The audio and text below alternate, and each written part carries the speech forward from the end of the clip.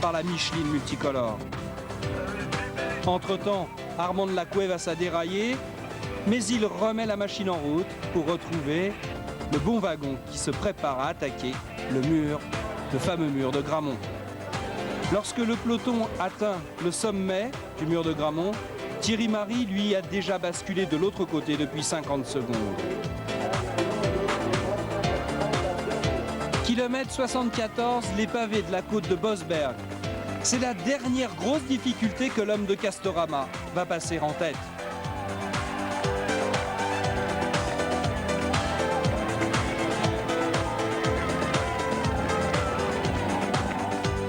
Car derrière, il se passe beaucoup de choses.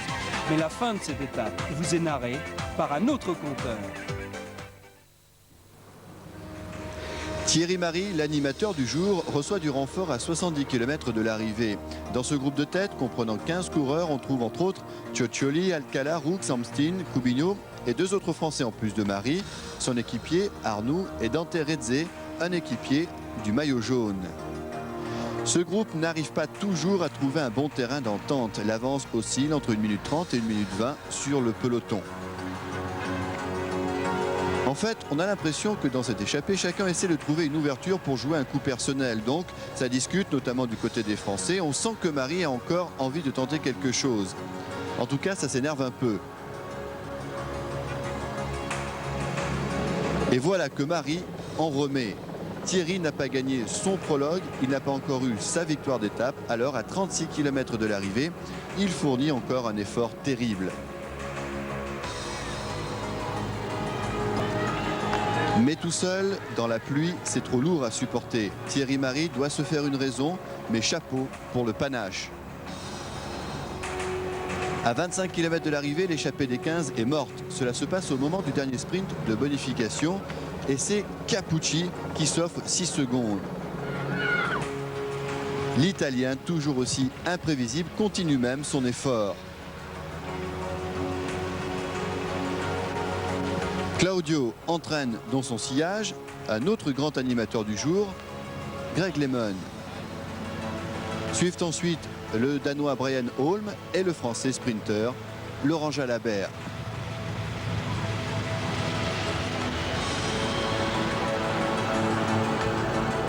Et tout de suite, on se rend compte que c'est une affaire sérieuse, parce que Capucci et LeMond prennent des relais terriblement appuyés.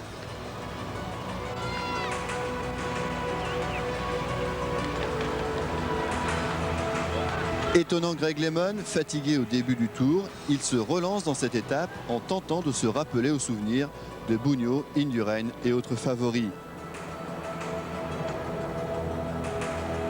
L'écart se creuse jusqu'à 1 minute 26. Alors Bugno en personne réagit. C'est trop bête de perdre des secondes sur des favoris sur une étape de plat. Bugno devant, mais Indurain planqué, lui, dans le peloton.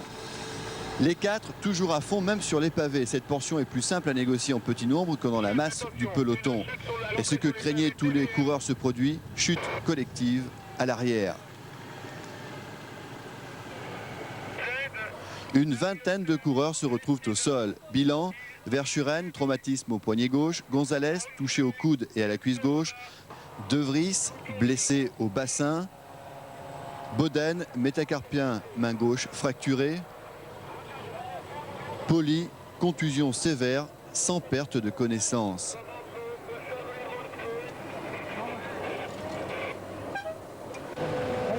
Eros Poli, comme les autres, malgré sa douleur, repart. C'est le dernier. Devant, on s'organise. Jalabert s'explique avec Holm. Le Français veut sa victoire d'étape, alors il gère son arrivée. Il prépare son sprint.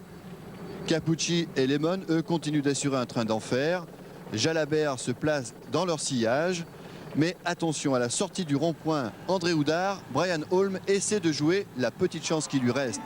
Le Danois démarre, mais Jalabert est vigilant. En fait, il n'y aura pas de vrai sprint devant l'Atonium. Laurent Jalabert décroche enfin sa première victoire d'étape dans le Tour de France. Il précède Capucci, Holm et LeMond. Greg LeMond, littéralement assailli à l'arrivée.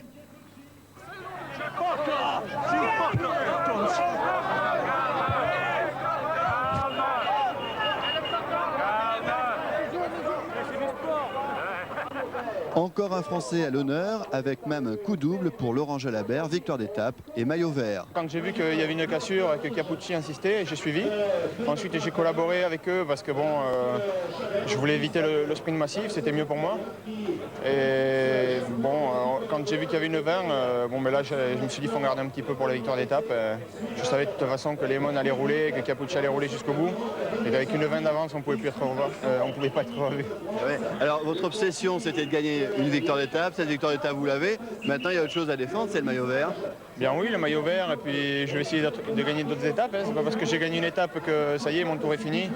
Bon, je crois que depuis le départ, je marche bien et j'essaie de saisir des opportunités. Je l'ai fait hier, ça m'a pas trop souri. Je l'ai fait aujourd'hui et j'ai gagné. Donc j'essaierai encore jusqu'à la fin. Laurent Jalabert prend le maillot vert à Museeuw qui comptait sur cette victoire d'étape chez lui en Belgique. Museeuw qui remporte tout de même le sprint du peloton 1 minute 22 plus tard. En jaune, d'accord, mais le deuxième ce soir, c'est Steve Bauer à 3 minutes 11. Capucci récompensé, il est troisième à 3 minutes 34. Virenque passe quatrième et Lemon est cinquième à 4 minutes 29. Bugno, Roche et Indurain se suivent. Et je vous laisse découvrir la suite jusqu'à la 21e place de Robert Millar à 6 minutes 47 du leader. Côté français, pour le début du classement, Fignon 12e est à 5, Luc Lang et 22e à 6 minutes 51. La suite des Français avec la lanterne bleu-blanc-rouge, c'est Christophe Manin, 171e à 37 minutes.